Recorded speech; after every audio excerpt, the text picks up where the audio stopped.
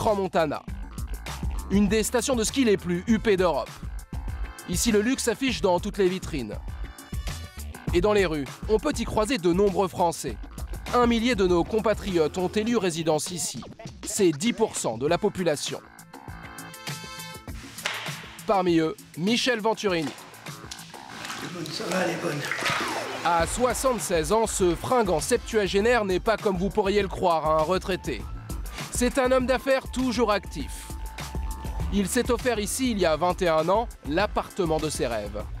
500 mètres carrés, avec vue imprenable sur le massif des Alpes. Le Mont Blanc est là, toute la France est là. Là, c'est l'Italie. Là, c'est la Suisse allemande. Bah, moi, je trouve qu'il n'y a rien de plus beau. La nature totale où il n'y a personne, c'est quelque chose d'assez exceptionnel, quoi, je veux dire.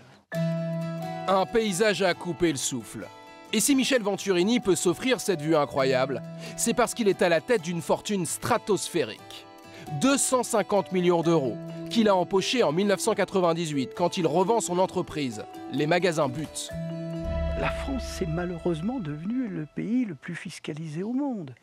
Donc, au bout d'un moment, les gens trouvent que c'est trop. On dit toujours trop d'impôts tue l'impôt.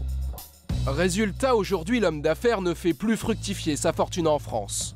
Ses investissements, c'est dans le reste de l'Europe et surtout en Suisse qu'il les injecte.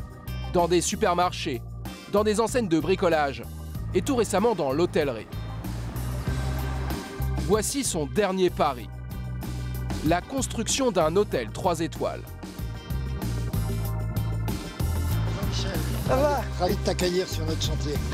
Ah, dis donc, ça a bougé, là. Pour ce projet, Michel Venturini s'est associé avec Louis Ferrand, un autre homme d'affaires français résidant lui aussi en Suisse. Il a fait fortune dans l'immobilier. Au plan budgétaire, comme je te le disais, on va tenir nos coups.